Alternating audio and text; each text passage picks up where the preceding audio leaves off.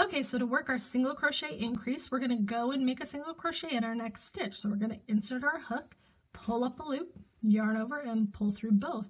Then we're just going to go right back into that same stitch, nice and easy, and do another single crochet. So yarn over, pull up a loop, and then pull through two.